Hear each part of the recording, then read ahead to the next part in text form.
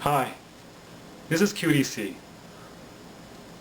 What we're going to build today is Tamiya's most recent release kit back in 2011, the M51 Sherman Tank. The M51 Sherman Tank represents the last model designed for the Sherman Tank series. For those of you who don't know about the history of the Sherman Tank was most famously used during World War II. And after World War II, it went on into the 1950s, 1960s, the 1970s, even up into the early 1980s. So to me, this is a very impressive tank, and when I saw this, I had to buy it. I'm pretty excited, so let's go ahead and start and build this kit. Alright, let's go see what's inside this box.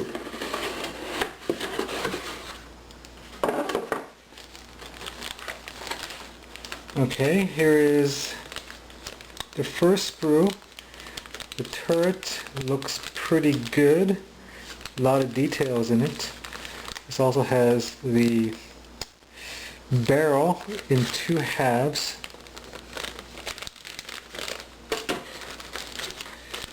The wheels and the bogies, they all look good. Has a string there. The hull, the upper hull, which looks pretty good, very detailed.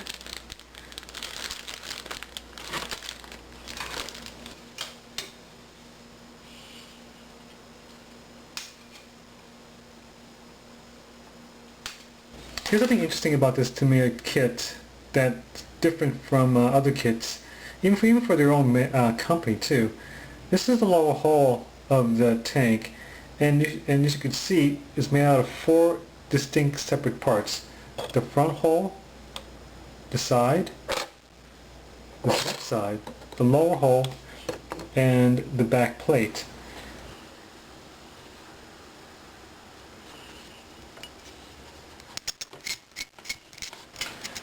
I want to show you something pretty unusual about this kit that stands out for me. When I was putting on the suspension system for this tank, I found out that Tamiya made some shortcuts.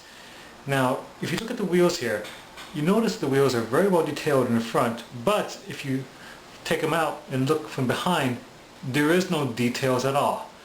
I find this pretty unusual here for Tamiya, because Tamiya is known for being very detailed in all their kits and parts.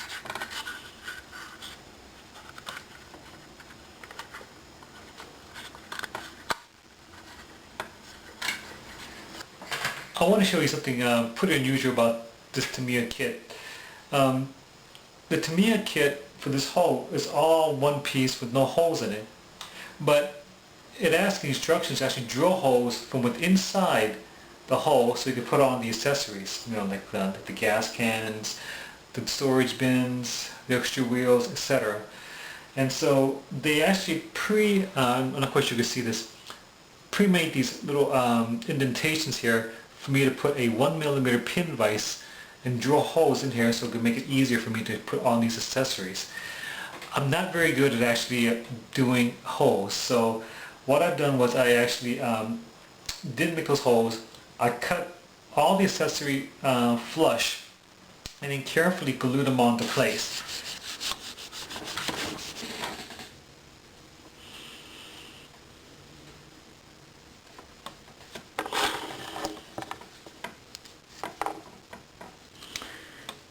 Now that is an impressive gun.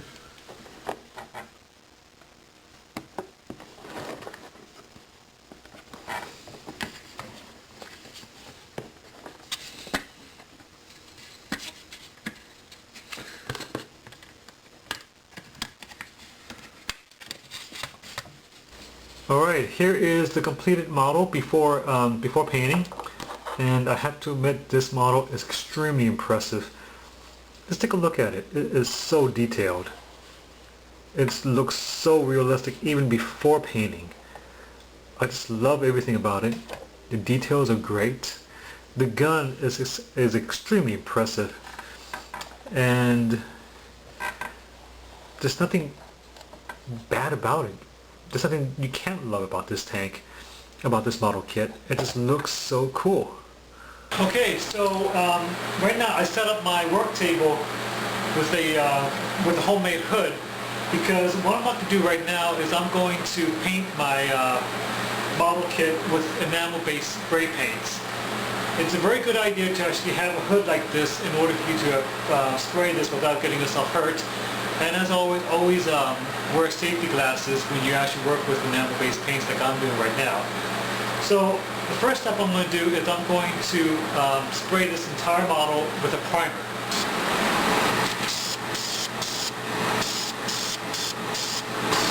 After painting the model with the primer, now I'm going to switch over from my can to my airbrush, and I'm going to paint the entire model black. And the reason why I'm painting this black is because I want to give my model some shadows, and black paint's going to be the trick to do that.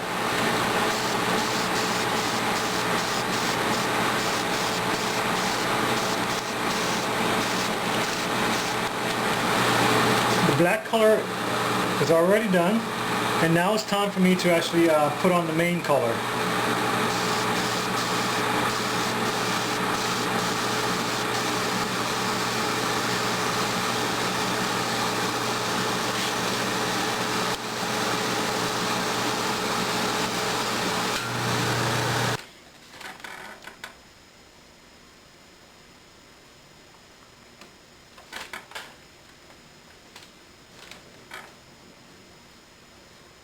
I hand painted the entire model, then I actually dry brushed the entire model as well.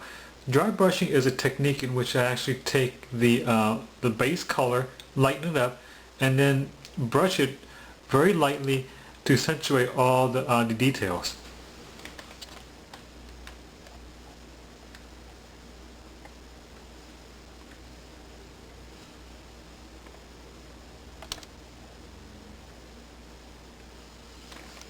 What we do right now is that we're going to give the entire model a light coat of white tint. This white tint gives a dust effect, and also at the same time gives a little bit of sun fading for the entire model.